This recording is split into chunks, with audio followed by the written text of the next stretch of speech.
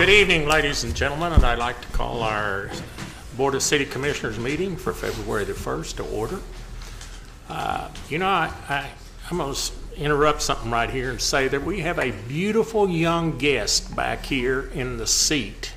And I wish you'd just stand up and let this audience see that beautiful young girl back there, how beautiful she is. I want you to look at this. Stand up and let them see her. She is beautiful. Oh, yeah. Oh, that's great. It's kind of delightful to sit up here and see that. When she walked in, I just couldn't get my eyes off of her. So we'll get down to business now, but thank you for bringing her. Call a roll, please, ma'am. Agee. Here. Herod. Here. Maynard. Here. Hall. Shaw. Here. Dykstra. Here. We have a quorum. We do have a quorum, okay? If you're able to stand, please stand and we'll recite the Lord's Prayer together.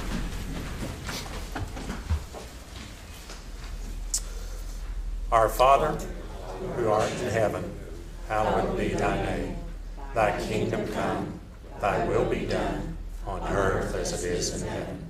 Give us this day our daily bread, and forgive us our trespasses, as we forgive those who trespass against us. And lead us not into temptation, but deliver us from evil. For thine is the kingdom, and the power, and the glory forever. Amen. Commissioner Agee, would you lead us in the flag salute, please, ma'am? Yes. Attention. Position, pledge. I pledge allegiance to the flag of the United States of America and to the republic for which it stands, one nation, under God, indivisible, with liberty and justice for all. Thank you.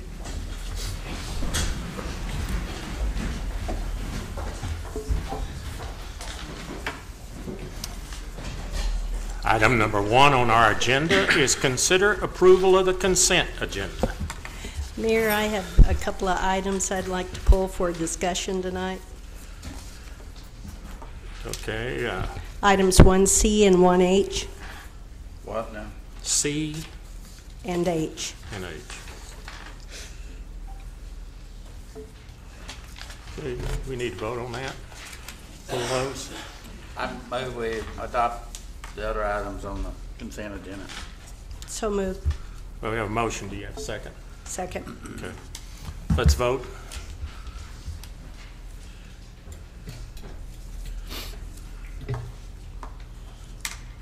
Motion carries. Okay. So we have a motion to approve all the items except item number C, if I'm correct in this, and item number H. Is that correct? Correct. Okay. You want to discuss item number C? First, I'm delighted that Mrs. Langford is willing to serve a second full term. City Manager, I would like to make a suggestion again, is that we keep these applications updated. For those who are willing to serve, I'd certainly like to have their current information. That's it, Mayor. Thank you. Item number H. I'll vote on that one or vote on both of them together? Yeah, let's just vote on both. I'd notice on this particular item, I'm seeing multiple bonds for multiple amounts with different dates on several of them. Could someone educate me on why this is like that and what we're doing? It depends on the improvement, Commissioner. So there would be bonds on the street, for example, and that roadway would have been done at a particular time and cost a particular amount, and then the water line improvement or the sewer line improvement would come in additional to that. So because there's different contractors and different bonding companies, that is why there are multiple bonds on that item. Are we looking at budgetary amounts that we need taken out of this, or paying expenses, or? No, actually, we've been earmarking. I've been earmarking every month the repayment to that property, so it's already been earmarked, and it's basically paying what we owe up to this time. And is that the common amount, the 10 million and the other amounts that were in the maintenance bond for that type of activity? Yes, the work that was completed was reviewed by the city as well in terms of the specifications and the cost, and these improvements are in line with what we would generally expect them to cost. So we believe it's a true and accurate cost accounting. Okay, so the dates that are in there, we're just validating those from the point that we approve off of those today. Is their active date or effective date or the date that they were signed? The date they're accepted. Date they're accepted. That's Okay. tonight. All right. Thank you. Thank you. Okay, the chair will entertain a motion on item number C and H. So moved. Have a motion to approve item number C and H on the consent agenda. Do I have a second? Second. Second by Commissioner Dykstra. Okay, let's vote.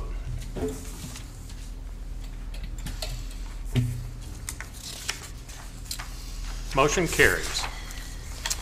Item number 2 is citizens' participation. We encourage our citizens to come forward. Just a word of caution that sometimes I forget to mention, is that you're not allowed to attack verbally city employees by name or anything like that, or anyone, but you're certainly welcome to come forward. And if you have some thoughts that you'd like to share with us about something, then please feel free to come forward. Okay, is there anyone here who'd like to speak? Okay, no one coming. Oh, we do have. I'm sorry, ma'am. I didn't mean to cut you off. State your name, please, into the microphone and speak into the microphone for the TV audience, and if you would sign your name there. Dawn Gambrell. And I need to sign.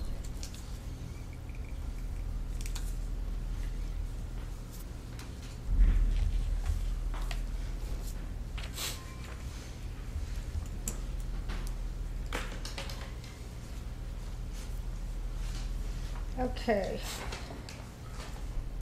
First, I wanted to thank the city for extending the hours at the shelter. Also for allowing the dog beds in there. I'm sure that helps the dogs. I know they're scared when they go in there, and cats. Also for not gassing any animals as of late with open kennels. That's awesome. Also wanted to ask the city about the gas chamber removal. What form of euthanization is being planned to go to. And also who is the supervisor over the head ACO at the shelter now, if that has changed. There's rumors going around that the current one stepped down and that somebody else is replacing him. And if they are actually, also wanted to ask if they are actually removing the gas chamber or if they're keeping it for wildlife, which I don't think there's a reason for that. They can be relocated, tranquilized and relocated, and also when vet care is going to be coming on board. Okay. Those are the points I wanted to hit tonight. Okay. Thank you so much. Thank you. Mr. Erickson, do you want to address some of that in your comments later on, or you want to? Let's see if there's anybody else who wants to speak. Is there anyone? Yes, ma'am. You come right up. Yes, ma'am.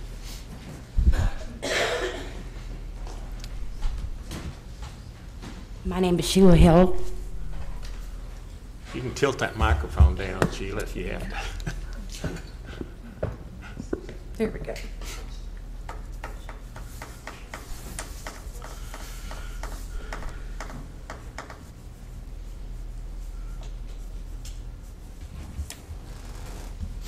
I'm also here in support of getting rid of the gas chamber at the shelter. And I did want to say one thing positive. I picked up my husband from Oklahoma City, and when I came by today, it was 5 after 5, and there was parents with 3 kids, and they were going into the shelter. So hopefully they took home a dog or a cat. Also, God, my mind just went blank. I'm sorry. It's all right. Take your time. I also have a question about if, when we change from gassing, what form of euthanasia that we're going to go to. Okay? And I just wanted to say, that we love animals and we advocate for them, and we don't want to see these animals suffer such a horrific death as gassing. It's really horrible. If anybody doesn't know what it's like, please research it. Thank you. Anybody else like to speak at this time? Yes, sir. Come forward. My name's Michael Rhodes. Talk into that real My good. name's Michael Rhodes. Sign your name, Michael, so I we'll live know who you on South Center Avenue, and my questions refer back to what I brought up the last time I was here, and that was on the public education of what is going on with the animals before and after, and whether they get care when they get picked up, if they're injured, and whether or not there is somebody over the current supervisor at the shelter itself. Okay.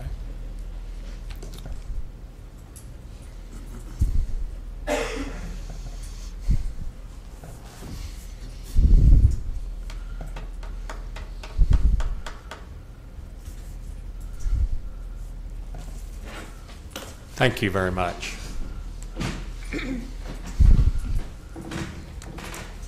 Hi, Hi, my name is Kathy Dixon. Kathy, you got to sign your name too, okay? Okay.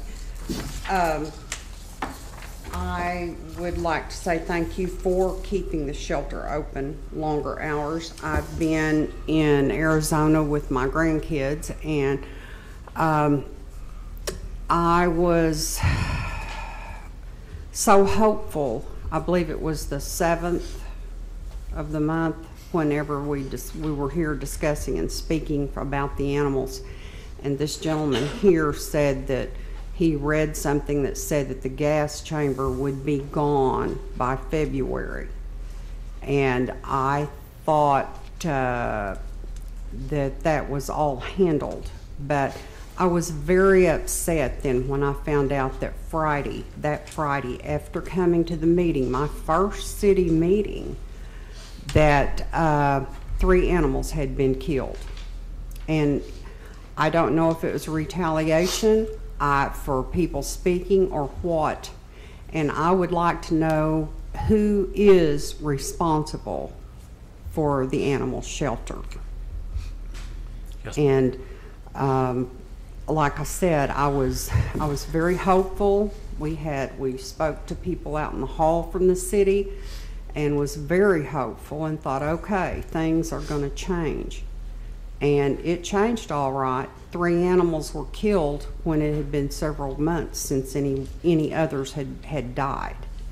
And that was very disheartening for me, because this is my town, this is my home. And Thank you very much for your comments.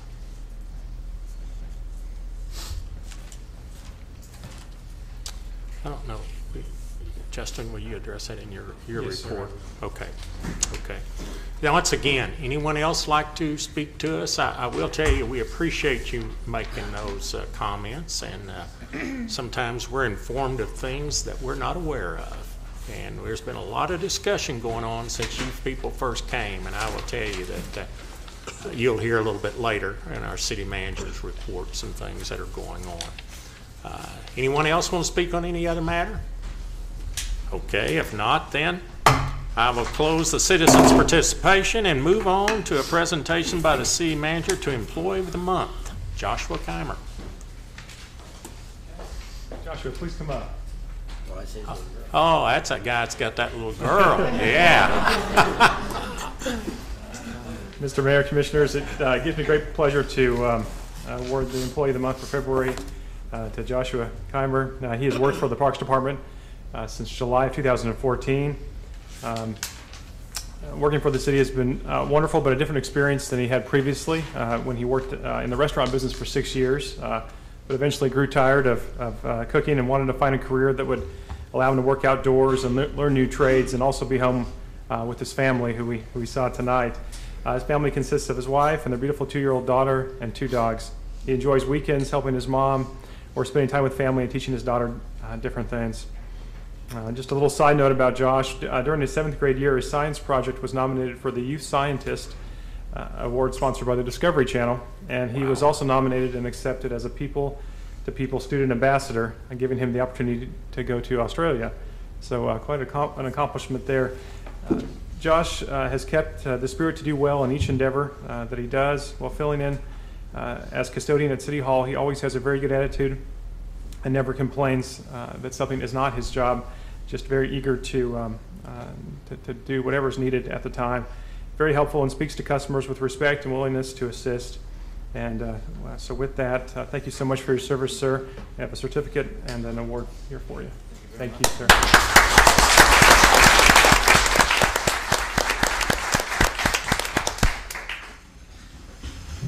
Well, and one thing, my science project was never asked to be on Discovery Channel. Oh, me. Item number 4, consider and approve a resolution authorizing the mayor to sign and execute State of Oklahoma Department of Transportation Project Agreement number 32255, Kickapoo Spur South to Farrell Street. Mr. Krywicki, would you like to come forward, or are you going to handle that? I will jump up here, Mayor. Okay. Thank you again. Agenda item number 4 speaks to consideration and approval of a resolution authorizing the mayor to sign and execute an agreement with the Oklahoma Department of Transportation. The staff strongly recommends approval of this item. In June 2013, the City Commission passed a resolution and project agreement with ODOT to share in the cost of preliminary engineering and design of this project, which runs from Kickapoo Spur, where the last project ended, south to Farrell Street. This work would include a very similar template to what the recently completed project features, including sidewalks, decorative elements such as the stamped border and signalized intersections, drainage improvements, decorative lights, and new underground infrastructure, including a water line. The overall total estimated cost is $17 million. Of that, the city is only responsible for replacement of the water line, which is a non-participating item, which is standard. That's estimated to cost $1.7 million. And then the city will also have to provide any right-of-way, which is also a standard term. And so with that, ODOT has agreed to pay 100% for the construction of the roadway improvement itself, which is $14.45 million, and also the administrative cost of $867,000, as well as paying 100% of the final engineering design costs. So in terms of an agreement structuring, we could not ask for anything better than what we have before you this evening.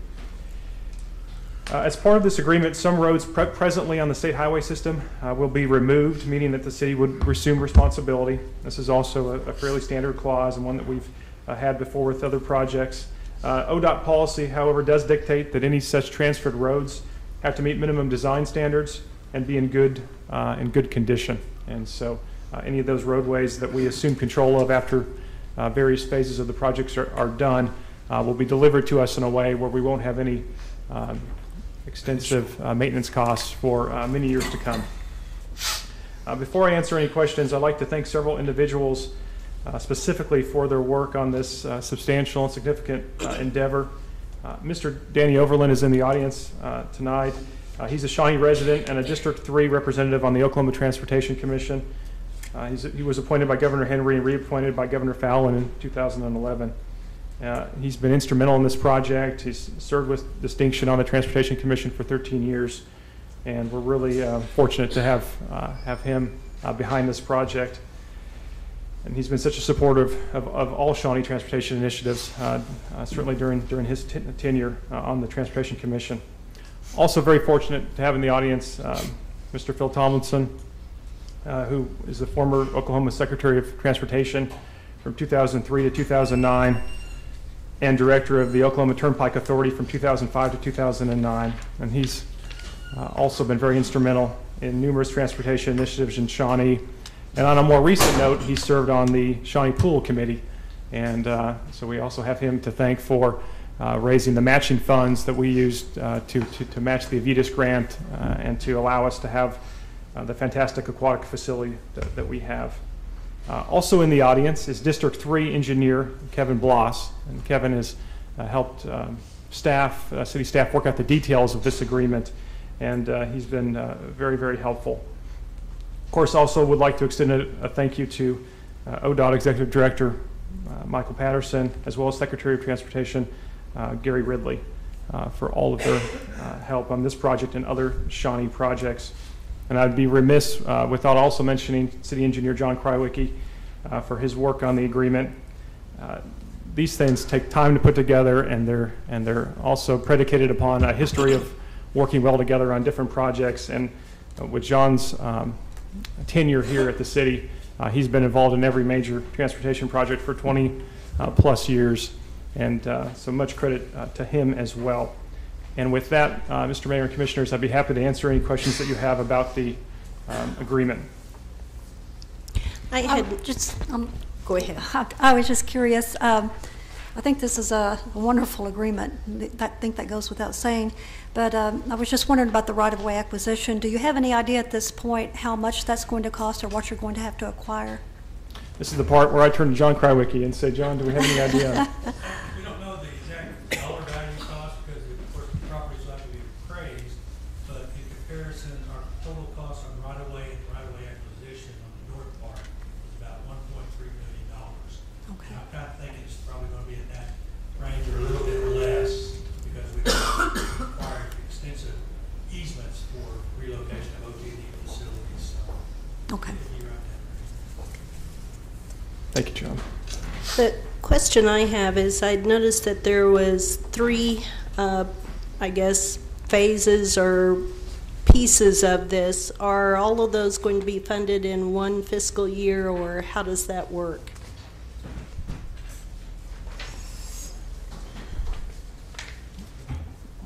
To be honest with you, I believe that there's several options in terms of how the phasing can be done and whether or not it will be bid as one project or maybe 2 projects. I think the primary focus initially will be the spur to Highland, but I don't know that they've determined yet exactly what fiscal years that will fall in. You know, John? Yeah, we haven't reached that, iron that part out yet. Okay. Hopefully it'll be done as one project. What will happen if this agreement is signed, then that will allow for the final engineering to be complete, and then the city will move forward with acquisition of right-of-way. And so we're probably still, I would say, maybe 12 to 18 months away from anything being able to physically start. I just didn't know if we were going to have to wait on funding after we started the one phase and then had to wait till the next year for the next phase, or how that might work. I certainly understand your question. I think it's an excellent question. We don't know at this time. I think it is everyone's intention to do these in reasonably close succession, though. Mr. Mayor, I'd move we approve the resolution authorizing the mayor to sign the agreement. I'll second that. We have a motion and a second. Okay, would you read, Madam Attorney, the resolution, please? This is a resolution supporting certain project agreements for federal aid improvements described below by and between the City of Shawnee and the Oklahoma Department of Transportation. Okay, let's vote.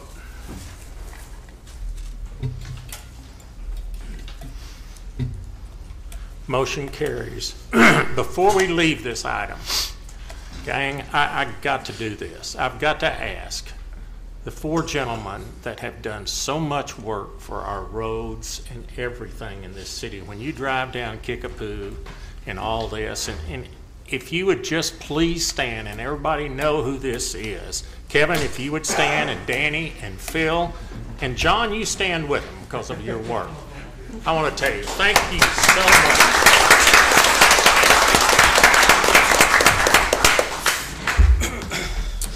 Man, how we're blessed to have gentlemen like this in our community and people that want to make this city a better place for all. Now, my favorite part is coming up about the beautification committee. And Janet Turner, will you help me in this matter, please, ma'am?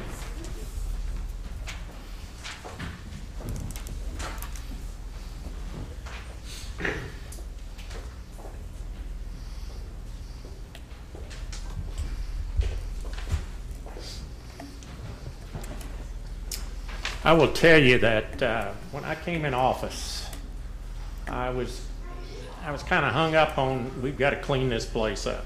Not that they weren't cleaning before, but I will tell you, Shawnee is getting better looking in a cleaner place every day. If you drive these streets and you drive some of these things, and the beautification committee works their tail off. I'm telling you. There have been people on that committee that are down there on their knees on Main Street planting flowers, out there working on Harrison Street where that new sign is and all that, and it is just an unbelievable committee. But I know you've worked very hard in picking out who would win the awards that you've selected for this year. So our first award would be the Sonic Restaurant. Is there someone here? Chris? Charles, okay. Huh? Charis Dawes. Charis? Okay, Dawes. Now, you do have beautiful flowers when I drive through that to-go deal, and it has been beautiful. Well, thank you so much, and for making Shawnee a better place for all.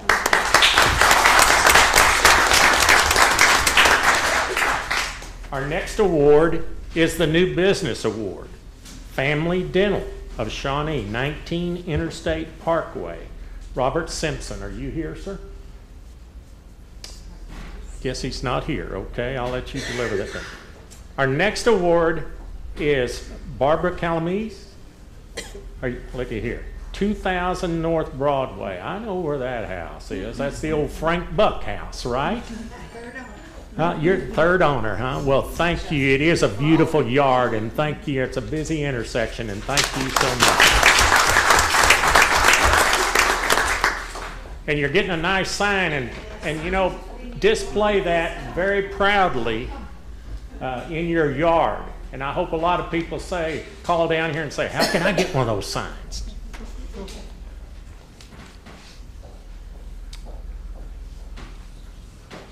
Okay, our next award is Community Awards for the church, St. John's Evangelical Lutheran Church. Is there someone here?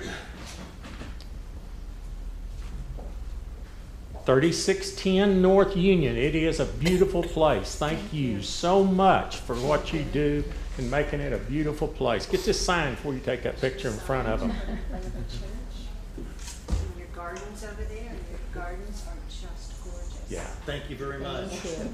I'd encourage anybody that hadn't done it, if they love rooting in the dirt, take the Extension Office's Master Gardener program.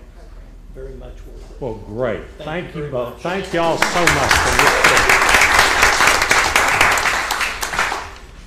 this. Homeowners Association of Augusta Court. Larry Troyer or Kathy, are you here? Kathy Kincaid.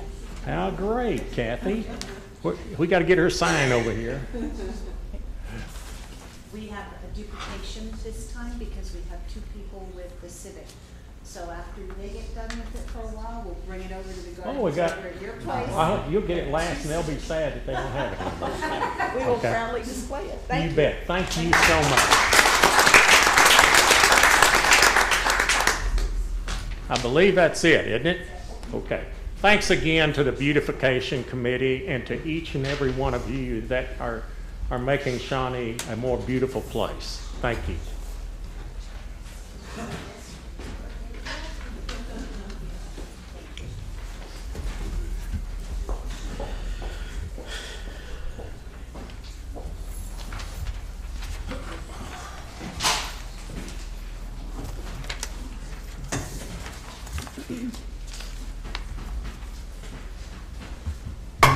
Item number 6 is authorize the staff to enter into an agreement with Fritz Bailey Architects of Tulsa, Oklahoma to provide design, engineering, and biddable construction documents for repair and renovation of Fire Station 2 located at 1401 North Bryan. And Mr. Tischer's here. How are you, Yes, sir. I'm doing well, Mr. Mayor. How are you, sir? Great. Mr. Mayor, Mr. Vice Mayor, and Commissioners, appreciate the opportunity to come up and speak on this tonight. As you know, the discussion on this item goes way back, but goes back to our planning special call work meeting that was had at the Expo Center. At that time, we presented the comprehensive station assessment plan that was done by Mr. Don Collins of Collins Design Service, along with an estimate that was prepared for cost estimate by TAP Architecture based on his estimate of the issues that were the water intrusion, to fix the water intrusion and construction problems at that station. So since then, we've been able to, the city manager has kind of formed a committee consisting of myself, the city manager, our deputy fire chief, Andy Starkey, and Mr. John Krywicki of the engineering department. We put out a request for qualifications to licensed architect firms to give us a cost for what their cost would be to prepare construction documents for the needs to fix that station. We had 10 architect firms respond back to the request for qualifications. As a committee, we met and narrowed that down to 4 that we felt like were the most qualified, and we interviewed those 4 candidates. Out of that interview process, we selected Fritz Bailey Architects as the most qualified candidate, and that was based on their on 3 things: their former experience with fire stations. They've done many fire stations, ground up stations, and renovations. The fact that they were highly recommended by their former clients, and their experience. So that was, I'm sorry, I said 3 things, but that was it. They were the most qualified, we felt like, in their experience, and then also their former clients' recommendations. We've been negotiating with them for a contract for the past few weeks, and we did, just to give you a few particulars about the contract, we did ask them to submit a dollar amount instead of a percentage of what they felt like the construction cost. We felt like that's what the city typically likes to have instead of percentage based. So that's why we have an exact dollar amount that we're looking at today. The cost that's in front of you does include $8,000 for structural engineering that may or may not be needed, depending on the design, the final design of the building. If we determine to change the roof type of the building and add extra weight, then structural engineering will be needed. We're not sure that that's necessary, but that was just something that was discussed in the process. Also, there may be a need for additional bracing of the walls if you were to put a brick veneer on the building, because they feel like the wall is designed may flex too much, may need some stiffening for wind resistance, as it is. There's also $20,000 for mechanical engineering that probably wouldn't be necessary if this was a private building, but because it's a public building, these plans need to be stamped. That's why that cost is in there. This will be going out to bid. The total cost that we have at this point is $106,500, and that reflects a 13% decrease from the original bid proposal that they gave us of $123,000. And that $106,500 is roughly 8.95% of the estimated cost, construction cost that TAP gave us. So at this time, staff is recommending approval of the contract. Can you educate me on how the cost change came about? Did you negotiate them down, or? Yes, ma'am. And City Engineer Krywicki was very helpful through that process. He has a lot of experience in that I don't have personally, and was very helpful to that process. But yeah, it was a negotiation process. That's how that was achieved. And we also reduced some of the trips. We went back and looked and tried to narrow down some of the trips that they would have to make to the site for site visits and stuff. So we reduced some of those, and then we just negotiated fees down as well. Good job. Appreciate that. Were the other people that bid on it, were they way higher than this, or were they just not qualified? We felt like, especially the top 4 candidates were very qualified, but this one just stood out. They just have a lot of experience. How was he compared, this firm, compared to others in that top 4? We didn't receive price cost estimates from them. This was the one. Basically, we selected the top candidate, and then we've been negotiating a price with them. We don't have to bid that? Don't they usually open bid? It's not traditionally bid like a piece of equipment, because this is a professional service, and so we review the review the submittals, interview the top candidates, and then negotiate. If we're unable to negotiate with our top choice, then we move on to. This is just for the design, though, right? This isn't to build the building. No, this is just for the design. Yes. So you spend $100,000 to redesign the building. Yes. And then you have to spend $1 million or so. Yeah, to build the building. Yes. I've been back and forth with Justin all weekend. I didn't have a chance to meet with him today, or the chief, but as far as I'm concerned, I've been doing this for 20 years, and that $106,000 is an exorbitant price. And Right. For architect and engineer. So I'd move we table this till I get, I mean, I've got 20 years experience on it, so I'd like to see what we're doing here. And I would hate to see us spend $1 million on a $450,000 building. Michael's been involved in construction. Yeah, Maybe you too it could just look sounded, at it. it's not a design build company. They won't do the project management. It's just actually design it. AD firm is what it is. Okay.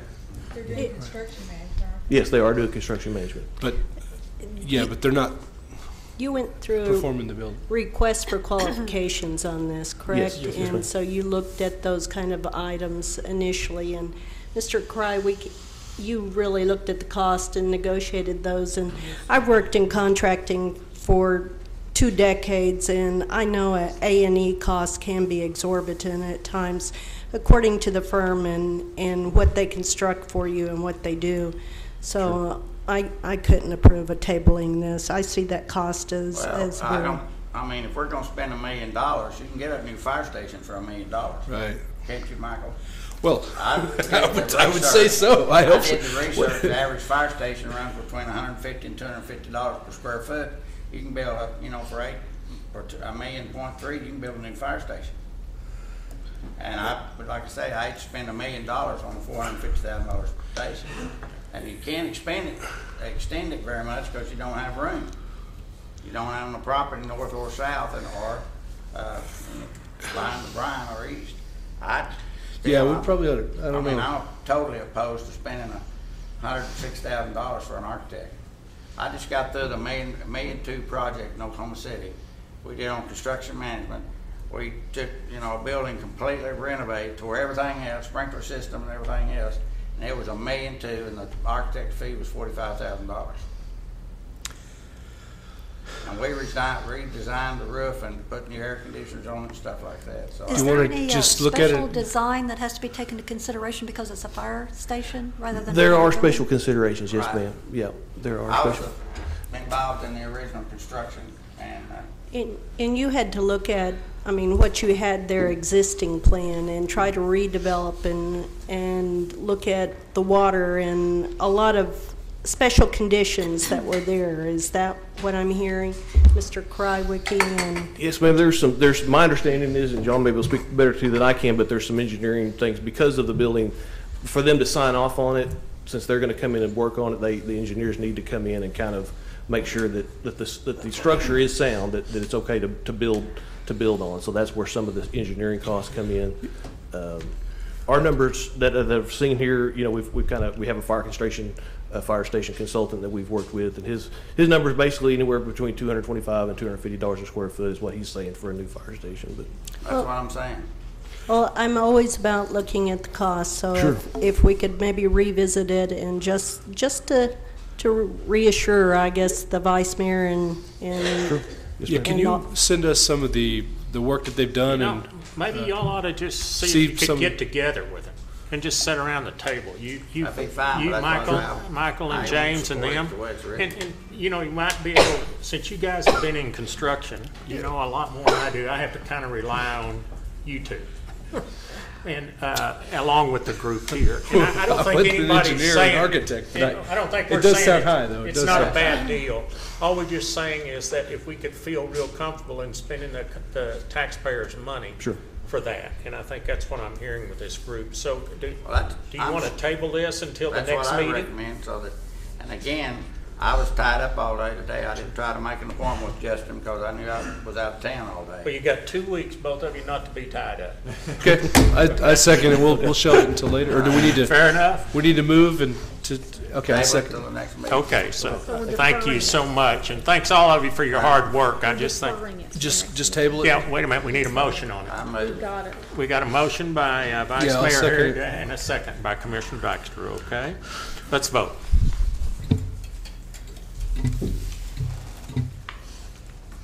Motion carries, okay. Item number 7.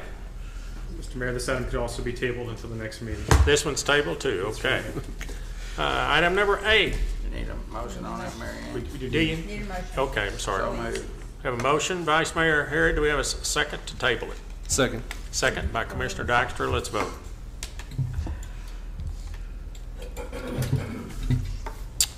Okay. Motion? Oh, can't tell. Motion carries. Okay. Item number 8, discussion consideration. Is that the one we just did, isn't it? No, number 8. No, 8, I'm sorry. Discussion, consideration, and possible action for an agreement for Dobson Technologies to make use of city right-of-way upon the payment of a use and maintenance fee. And Mr. Erickson, I read your thing on that in our agenda. I just wondered, is that the line that they're talking about that's going down I-40 anywhere, tying into that? This connects in with the state's OneNet system. Okay. And so OneNet this, system. Okay. Well, the closest connection to the OneNet system's right out Benedict Street. There's a can out there that's has OneNet fiber to it, because I ran it from there to Bethel School, so I know exactly where that can is. Okay, go ahead and talk to us about that, please. Mr. Mayor, this is a pretty standard agreement similar So to you talk into that microphone. to those that we have with other communication companies, and Ms. Carnes provided the review and prepared the permit form, and so staff would recommend approval of this. We believe it has concurrence from Dobson Communications, and be happy to answer any questions that you have.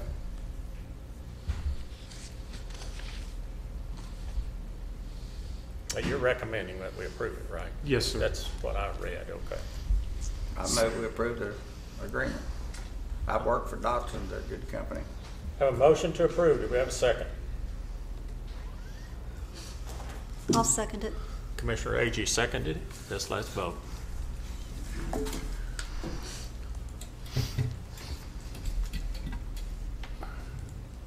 Motion carries. Okay. I'm going to take the power of the chair and just switch order here just a little bit because of some people we have in the audience. Let's do the city manager update next, okay? Because I don't know how long that zoning process might take. Thank you, Mr. Mayor, Commission members. I'm going to update you on 2 topics reasonably briefly this evening. The first one is branding. I just wanted to mention that since we had the presentation 2 weeks ago, and I have visited with Visit Shawnee Incorporated and also the consultant, and we're just finalizing that plan and getting all those final documents together. So we look forward to implementing that, look forward to the wayfinding implementation, which will occur in 2016. And so if you have any last minute comments, though, the plan is not adopted. If you have got any comments, please email them to me tomorrow if possible. The second item I'll update you on is animal control and welfare and our situation at the shelter. As I've indicated previously, we would like to transition away from the gas chamber and use lethal injection as a means of euthanasia. We have requested proposals from numerous firms in town, licensed veterinarian firms in town, and have had limited response, but have received one proposal back, one submittal back, and we're awaiting one more submittal this week. So when we have both of those in hand and can evaluate them and interview the companies, then we'll be able to negotiate terms and hopefully have them on board and be able to implement that sometime this month. That's certainly our hope, and we said that and I said that initially in February, but of course we can't compel anybody to do it. We have to work with a willing partner, and so we hopefully have 1 or 2 partners that we can work with, and we can implement that soon. Until we have that in place and until we see how it goes, we're not able to dismantle the gas chamber because this is something completely new for us. We would not want to remove it and then have a situation where we need it again, or there's a situation where there's an even less humane situation that's occurring. So we will evaluate that as we evaluate the contract with that firm, and we see how the euthanasia service goes. Perhaps one day we can remove it, but that we do not plan to remove it immediately because this contract and working with this company will be entirely a new process for us. As was previously mentioned by some of the speakers, we have extended the hours at the shelter to an additional hour on weekdays, and we're open half days on Saturday. So that's a substantial improvement in the number of hours that people can hopefully locate their pet or locate their new pet if they want to adopt. And that has been well received by the public. We're also looking, someone mentioned standards of care. We're looking at our policies and procedures and where they exist, seeing if we need to update them, and where they don't exist, making sure that we have them in place. We're reviewing what other shelters, what other municipal shelters do around the state, around the region.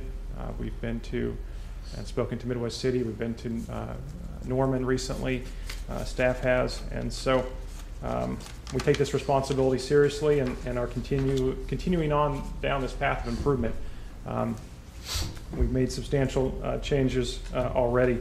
The Animal Control Department is under the Police Department, and so that is the hierarchy. And so there is 3 animal control officers on site that work out of the facility, plus an on-site supervisor, and then those 3 individuals that are in the field, and they work Monday through Saturday, and then also may be called out for emergencies after hours or on Sundays. And then in addition to that, there is a supervisor in the police department as well. And so there's the police chief, a supervisor, and then the on-site supervisor at the shelter. So that's the hierarchy. That's what we have there. Other than that, I really would prefer not to discuss personnel matters in public because there's just I have a limited ability on what I can say, and you have a limited ability on what you can say too. And so to keep us all out of trouble, I would prefer not to say anything further about personnel. With that, I'd be happy to answer any questions that you have. I think a question I heard earlier by the gentleman sitting in the front, Justin, was what is going on with the animals now? Are we doing some public education? I know we've been trying to place more information out there so that the public is aware of a number of things that we're doing, but is there an ongoing strategy? Yes, ma'am. We have made some additional press releases, if you will. We've had additional coverage in the newspaper. We did a video segment that it's not online yet. It will be online soon. And so I think all of this publicity has helped with the rescuing of animals. As I indicated maybe 2 months ago or in December, if you look at our euthanasia rates over the last 5 years, they've gone dramatically down. We're at about 100 animals in 2015, which is really remarkably low. And I understand that the type of euthanasia that we presently do is controversial, but in terms of total numbers, we're very, very low. But that said, we want to make sure that keep that low and maybe even get it lower. So absolutely, we have done education. We've redone how we've any animal that we have available that's adoptable can be viewed on the website. So if you've lost your animal and you're home on a Sunday, you can check the city website and see if the animal's there. If you're looking for your next pet, you can get online and see what's available. So we've really taken just a wholesale look at the operation, how we do business, where we can implement change and be cost effective in doing so. So we appreciate the feedback and continue to make improvements. I just was wanting to ask one more thing. I think, was it Mr. Holmes?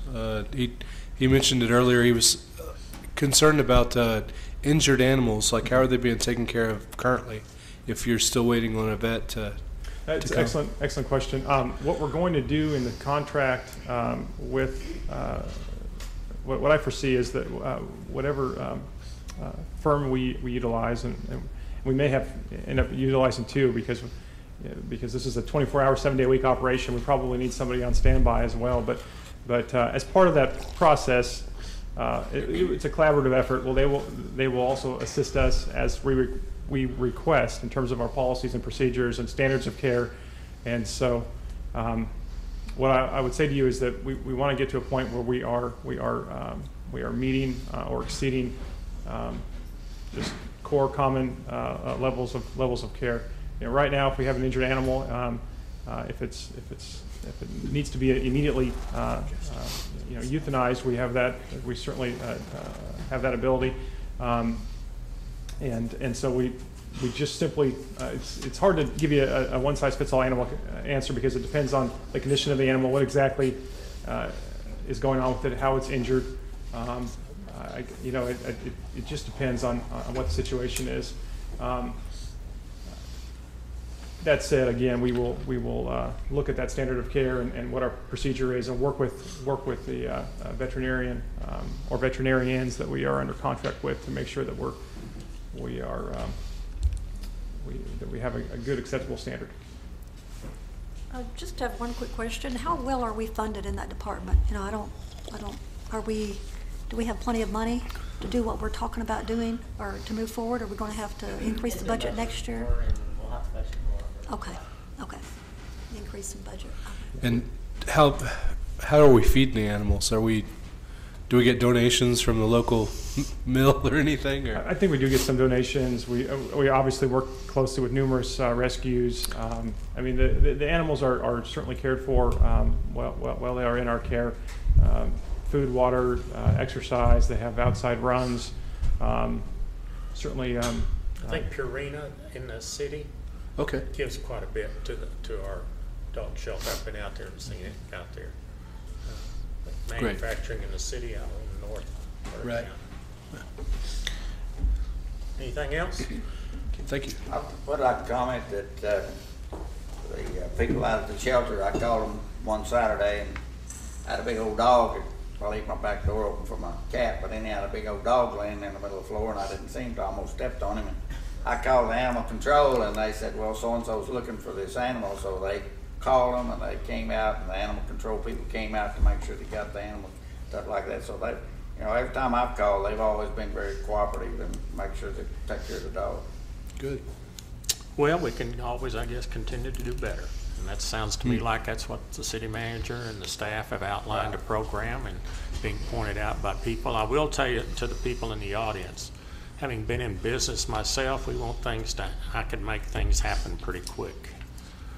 It's not easy to get things done and follow the rules, doing bidding and doing all those things and getting people to commit to contracts and so, but I will assure you that I'm hearing, and I do know I've been in some meetings, that it's being worked on very diligently. And okay, nothing else then from our city manager update. Let's move back to number 9, administrative reports. Mr. DeBrun, floor is yours. Thank you, Mr. Mayor and Commissioners.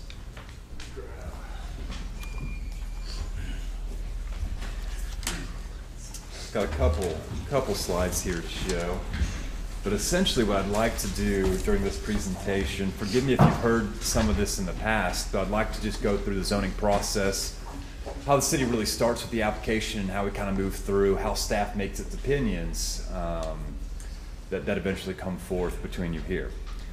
So really to start out with, we get our applications in, and what those applications really require is property information, name. For zoning especially, we have a 300-foot mailing list that's part of the application, and the fee, roughly $280, $50 for signage. Once we get those zoning requests in, I'd like to meet or at least have correspondence via phone or email with the applicants just to understand a bit better what their eventual goal is for the site at that point, whether that be a commercial site, restaurant, offices, whatever it may be. Really beginning at that point, making sure that before an application is actually submitted, that they're not wasting any money, putting something in that absolutely would not be possible at that point. So, of course, once it's in, we send out our mailing notice, which happens both, again, through the mail and posted in the newspaper. And again, both those opportunities really show what the rezone is, where the property is, and of course give some meeting dates when both the Planning Commission and the City Commission meet. So when we get the zoning requests in, at that point, as staff, we're especially bound to be objective as we look through these applications. And really I ask these 5 questions here to begin with. So first, current and requested zoning on the subject property. Is the property R1? Is it wanting to go to R3, which might be multifamily residential, which would be quite a density jump? Is it C1, perhaps smaller offices wanting to jump to C3, which would be our highest density type commercial uses? So again, we have to find out first and foremost what it is exactly we're looking at as far as the rezone request. Next, of course, we look at the property itself. We say, does the size of the property meet the standards that we have set in our zoning code? For instance, commercial developments require 10,000 square feet for development. R1, single family residential homes, 6,000 square feet is the minimum size of the property. R2, 10,000. As we reach R3, which would be multifamily residential, it really adds a certain amount of square footage depending on how many dwelling units you add on top of the base standard of 10,000. Once we decide that yes, in fact, it does meet the standards we have set in place, we move on to number 3. We look at the requested zoning compared to the zoning of the surrounding area. And really to make that comprehensive, we're looking at, okay, it's a site 70, 80, 90% one type of zoning. Are we along a major road where we might have consistent uses that we allow? For instance, major arterials, whether that be Kickapoo Street, Harrison, MacArthur, Independence. We have pretty consistently in the past allowed commercial developments, higher end R3 type multifamily residential uses go along these major arterials. That's in mind. Also, as I jump real quickly to the next slide, can we move that picture to the other side by chance? Thank you. Colors are a bit tough to see here, but we're looking at the zoning map of Shawnee right here. What you see mostly in orange and red along what would be Kickapoo and Harrison, that's mostly commercial activity there. You can see how it comes all the way down south and really along Highland is primarily commercial as it goes across. As you go up one to the north there, or several to the north, as we see Independence and MacArthur and 45th Street, we also do see commercial type activity. In between, of course, is a substantial amount of residential, whether that be R1, R2, or R3. But they really do stay pretty consistent with each other. What I attempt to show here really is just the patterns that exist that we try to remain conformance and consistency with as staff looks at new cases that come in. So that really was where I was moving there. So showing that. As we see here in the descriptors here to the left, it just shows basically the difference between R1 and R2, just as one example. Really showing that the density does increase, and my next slide will show essentially examples of the differences between the two. So right here is just a basic table, and what I'd like to show here is a couple of the standards that change between R1 single family residential and R2 medium density residential. And really these lessons apply to all zoning designations as we look at going between them. So first and foremost, minimum lot size, I covered that briefly, but R1, 6,000 square feet. That would be one household, you could say, one dwelling unit on that property. R2 would be representative really of both. The opportunity to do single-family residential homes or duplexes, or in some cases, townhomes. And minimum lot size there being 10,000 square feet. Minimum lot size R1 60, R2 80. So as you can tell, the size of the lots have to be a bit bigger along with the minimum lot size. Maximum site coverage stays exactly the same. That says essentially the home, any accessory structure has to remain under 35% of the lot itself, the property. Max building height between the two is exactly the same, showing 35 feet. So next we have our Shawnee Comprehensive Plan map. I've looked at the zoning map. I now move to the future land use map.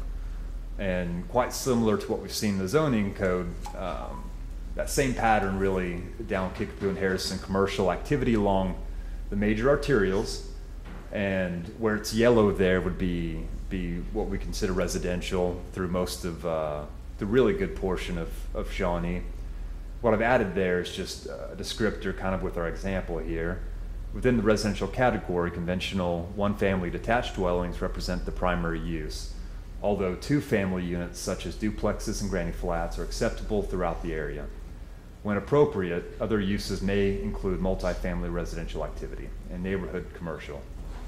So that just, again, shows in a little bit, in my opinion, maybe in a vague way, the types of uses that are allowed based on our future land use maps when it comes to residential as this example, not dissimilar to commercial as well.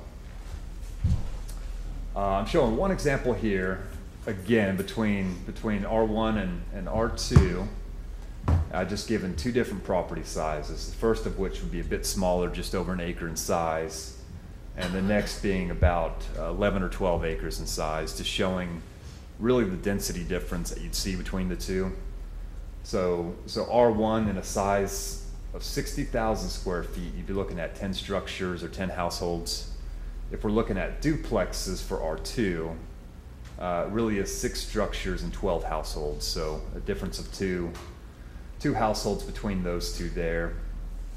As we move to more of the 500,000 square feet, or roughly 11 and a half acres, that difference moves to 83 structures or households for R1 to 50 structures for R2 and 100 households. Not a extreme difference necessarily there, but certainly it is higher density when you look at it. Once staff's made the determination and really, again, been objective and used the tools that we have to look at, which again, the zoning codes, subdivision regulations in some cases, and comprehensive plan map, Oklahoma state law. Staff then makes a staff report, of course. You've seen many of those. The staff reports at that point get transmitted to the Planning Commission. Planning Commission gets those roughly 3-4 days early, typically, to give opportunities to call, ask any questions if they so choose before that point. And really from that point, the Planning Commission themselves is a recommending body, of course, to the City Commission. So it really does give the Planning Commission opportunity to hear from citizens, engineers, professional staff, of course, giving a report, use all that information to come up with the choice they make to then forward on to the City Commission at that point.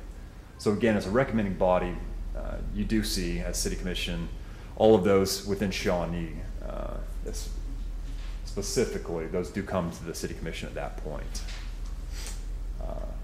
At that's really, I believe, what I have there. So if there's any questions, I'd love to answer them. I was the one, I think, Justin, who Yes, had ma'am. asked for this. I do have a number of questions, Sure. so if you would, I'm just going to give you the questions, and maybe you and I can discuss these in depth here soon, because I'd certainly like to know, and if you can provide me with how this process works a little bit more in depth. I mean, with the Planning Commission, I'd certainly appreciate it. Sure. My first question is, do we consider market values of homes when we look at rezoning these areas? As far as holistically, that's not a major factor that we have looked at in the past. I wouldn't say that is out of the equation for the most part, but really when it comes down to it, we use the ordinances that we have, and as staff, that's mostly what I'm focused on, is what's allowed within our code and within our plans at that point. So, you know, that is I think a big issue with me as a homeowner myself, is that we consider the market values of homes when we do rezone. So I'd certainly hope that the Planning Commission tries to look at those kind of concerns and issues in the future, and try to meet meet those standards, do we do any type of impact studies, Justin? Nothing I'm aware of at this point. Okay. Do you know any different than that, I mean, Justin? the one that comes to mind that we would do on a semi-routine basis would be something that would require perhaps a traffic study if it was a major development or a major, primarily commercial. We don't typically would not require that on a residential project. But on occasion for a major, for example, Shawnee Marketplace is an example. A project at Shawnee Mall, we've required a traffic study before. So those would be the primary impact studies, if you will, ma'am, that we've I would think that the Planning Commission would want to look at that kind of concern because of maybe some areas are a little older, more fragile in what they do have available in regard to their current traffic in that area. Sure. Maybe their easements, maybe their walkways, maybe their stop signs, stop lights. Do we consider environmental factors?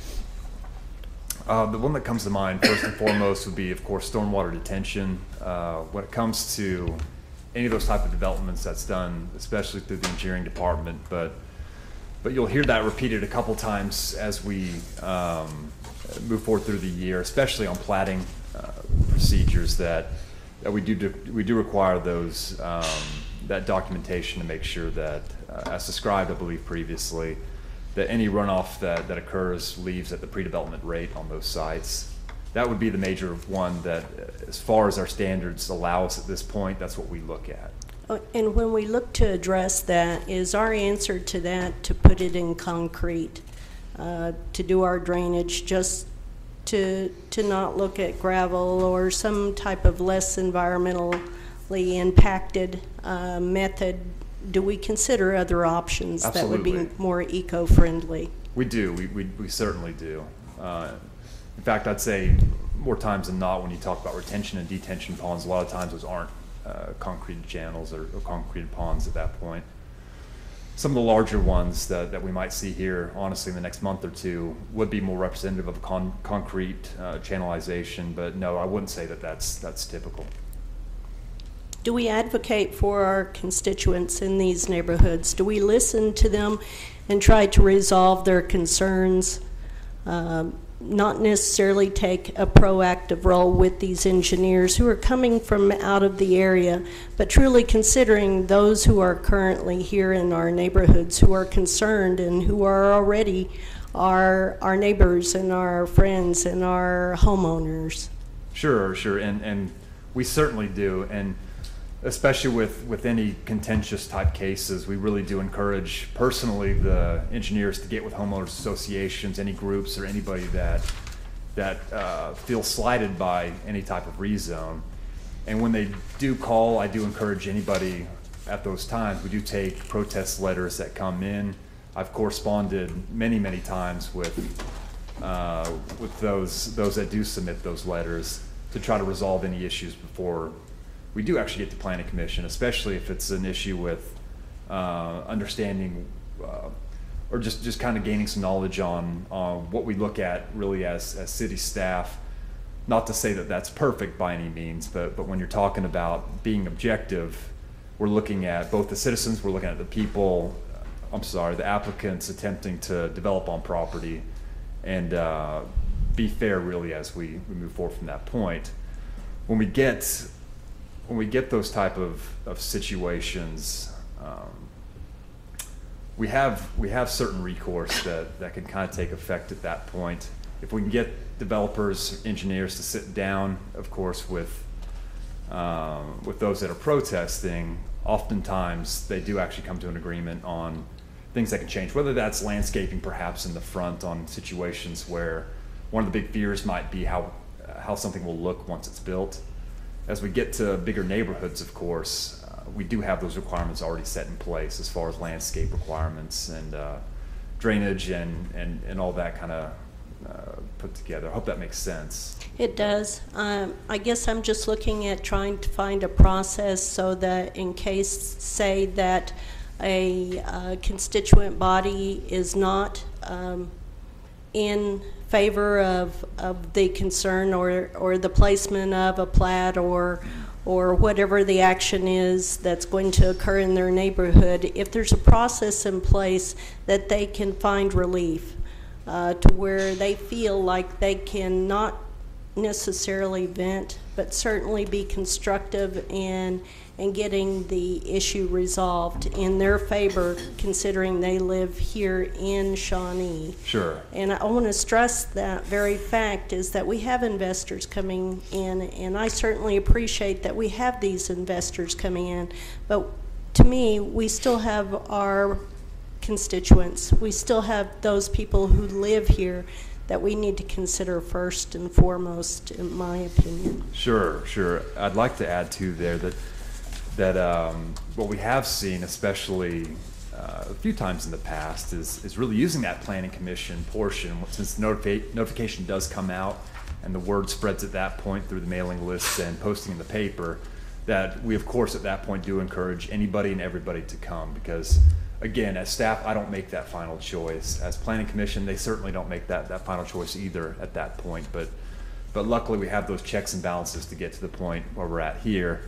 And if we need to look at further ways to do that might be something there. But we've been very successful at this point. Again, talking with those people, myself or through the planning commission portion at that point. Okay, and I'd heard you say earlier that there's set standards. When we look at these actions, do these individuals that are coming in, these engineers, do they consider the buffers that need to be placed up maybe between their plats or their developments and maybe the neighborhoods or the areas around them to ensure that they don't necessarily, a good scenario is recently over at the Carpenter House, which is near an area where I reside at. Sure. The homes there back up to this property, and if these are built, they're going to see right into these homes and these neighborhoods, and there's no kind of buffer. I would hope that the Planning Commission looks to ensure that there's some type of placement of something there to ensure that these kind of developments have some type of something there, so that these homes don't have to see what's being developed. Sure. When it comes to our current standards, and one thing I'm happy to really bring up is that unfortunately some of our codes are really old. When it comes to our subdivision regulations, we're looking back to 1989. The comprehensive plan was last updated in 2005. There's certain things that certainly need updating, but when we look at what we have today, comparing typically similar zoning districts, whether that be residential or commercial, typically when they're adjacent to each other, we don't require at this point fencing or any buffering at that point. So by our current standard, no, we do not typically enforce that. When stuff's done perhaps through a planned unit development, certain negotiations can be made in that way, but no, traditional zoning for that specific case, we don't have that. We don't have some things that possibly might need to be added in the future. I want to make a comment about that. I know when Primrose was built, the neighbors that were just to the east of it demanded a fence, and I know that Primrose did it, or I don't know if the city got involved, but I do know there was you can see that nice acrylic fence or something that was built so those people were not looking like you're talking about. So sure, that was done. And to give credit to developers and engineers, typically that was done when it's asked for, they're pretty good about helping out where they can. That's the honest truth. They're not out to get anybody, and what you brought up exactly, when they can get together and talk, typically much of that can be resolved with no problems. Two more questions. Sure. One of them is when these individuals are coming in to the investors and the developers are coming in and the engineers, they state what their project is going to do. Is that correct? That's a bit difficult at the rezone phase. At the rezone, I try my best to figure out what they might put into place, but we don't typically require a site plan or any platting type documentation at that point. So to answer that, not really, no. If it's a larger scale project or a multifamily type project, we have in the past asked for facade treatments, at least pictures to kind of get an idea of what it might look like in the end. But no, really, it's once we move towards plattings, typically where we'll see that. Well, I'd strongly encourage that be considered in the future, that you look to try to understand what's going to be placed in there, or these engineers give you a clear idea. Because I have been, and I'm sure it's been heard many times here, I am for a comprehensive plan. I believe that we still here at the city need that, so that when you go out and start to do the zoning, you'll have the areas that maybe could best be used for these rezoning, and we'll know where those areas are, and we can strategically approach those. Sure. So that's us here at the city. We need to look at that, Justin. But please, within the Planning Commission, consider all of that when you're looking at the criteria for these individuals and these actions are being put forward in these neighborhoods. Absolutely. Especially on larger type projects, that's not a bad idea to, if we can, to certainly get a site plan. When we're not dealing with single site rezones, smaller properties, but more so on the larger scale properties. Definitely. Oftentimes they actually submit much of it together. When that's done, of course, we do have those maps in place, but any other situations, absolutely, that's certainly something we should have there. Thank you, Justin and Justin. Oh, you're welcome. Okay. Any other questions? I think that's probably it. So let's move on then. I'm going to skip new business and make it the very last thing on our city agenda this evening. Commissioners' comments is item number 12. We have any? I have a few. I'd like to applaud the Pioneer Library. They continue to have a lot of great activities out there in the community. This is their February month. They're very proud of a number of the items that they've got coming out, and I always encourage people to go to the city library, because it is truly a special place to go and to see and to be a part of. Also, February 6th, I believe Gordon Cooper will be having their Master Gardener landscaping. I love that event. I think if you get an opportunity to go out there and be a part of that, to see it, it's really an amazing opportunity to be a part of. OBU, they've got an opening this coming Friday, I believe. They're going to be opening their new College of Nursing, and I'm excited about that for OBU and for the community. Earlier I had mentioned about the cost of the A&E, and I've worked in contracting for decades in and around it, and worked with engineers, and I certainly understand the need of our fire department and what they're looking at, and I would like to be a part of this. I didn't hear that earlier, that I got to be a part of that, Mayor, but I'd like to be part of this because that's in my ward. And I'm very concerned about it. Be part of it, yeah. So right. y'all will get your deal.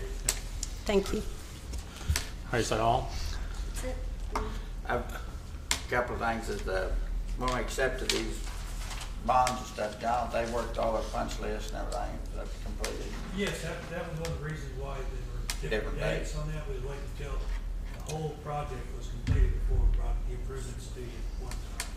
So- The hang-up was that last little retaining wall, pedestrian crossing there in front of Burger King. Whataburger. Whataburger, whatever. Does that mean we'll probably soon be getting a call from the hunt for some money? Have they occupied, have they met all the requirements on the building, the square footage and stuff like that, or do we know? They have. There may be some additional improvements and expenses that are related that they can add on to what was included in your packet tonight. But what was included in your packet tonight is we believe it's good to go and accurate. It's about Okay. 1.4 million. Yeah, sounds good to me. Thank you. Anybody else? I was just going to say this month, February is, well, there's a few things. It's Heart Health Month, so I'd like to encourage the citizens of Shawnee to get out and sort of walk a little bit. We're trying to be a healthier city, and it'd be great for us to enjoy this weather and to get out there and make the best of it. I guess tonight we might be getting a storm, but anyway, I'd like to encourage people to get out and move. Let's see, February the 19th, I guess, there's going to be a Zumba class at 3 o'clock over at the Senior Center. It's going to be Zumba Gold, so if you guys would like to go, and I think it's going to be a lot of fun. Kate Joyce said they're going to be sweating it up, so I think I'm going to be out there. I'd like to see you guys there too. Thanks. I'll come see you. Are you going to be there? I'm going. Okay, any other comments? If not, then I tell you what I'm going to do. I'm going to recess the city commission meeting, and I'm going to go to the Shawnee Airport Authority, and I'm going to call it to order and declare that we do have a quorum. Number one is consider approval of the consent agenda. So moved. We have a motion by Commissioner Shaw. Do we have a second? Second. Second by Commissioner Dykstra. Let's vote.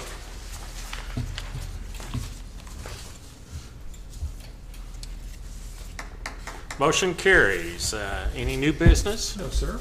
Okay, then I'm going to adjourn the Shawnee Municipal Authority and call to order the Shawnee Municipal Authority, that was the Airport Authority, and call it to order and declare we do have a quorum. Item number one is consider approval of the consent agenda. So moved. Have a motion by Commissioner Shaw. Do I have a second? Second. Second by Commissioner Dykstra. Let's vote.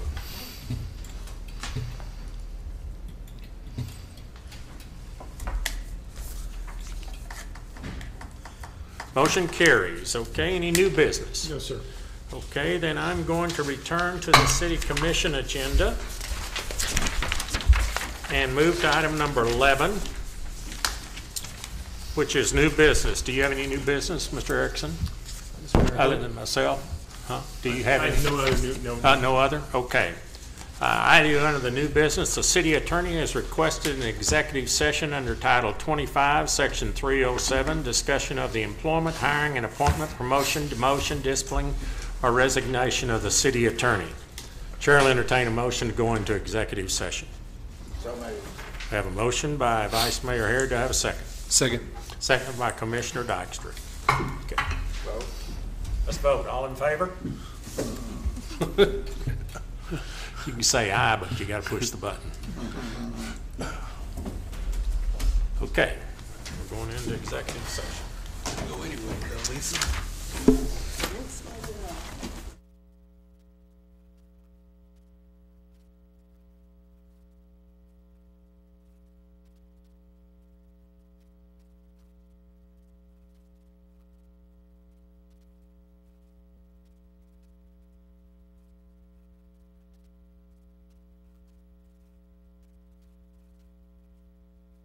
Call back to order our city commission meeting.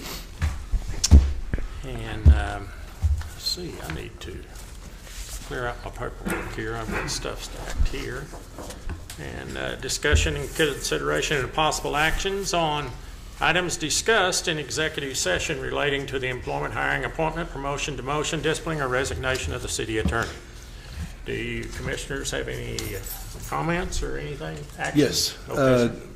I do. Per Mary Ann Carnes' request, I move to end the current contract with the city attorney on February 27th and place her on a retainer through June 30th. We have a motion. Do we have a second? Second. Have a second by my Vice Mayor. Oh, I'm sorry. I need to add one thing. It's the details will be worked out with Okay.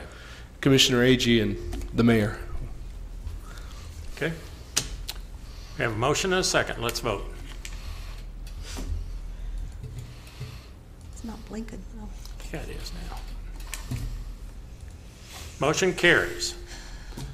Okay, is there any other action that we need to take? Mayor, I'd like to move that we seek proposals for the provision of legal services. Okay, so that would mean we'd go out with an RFP or something and do that, okay? So we have a motion to immediately start the process of going out for proposals. And we have a second by Vice Mayor Harris. Let's vote.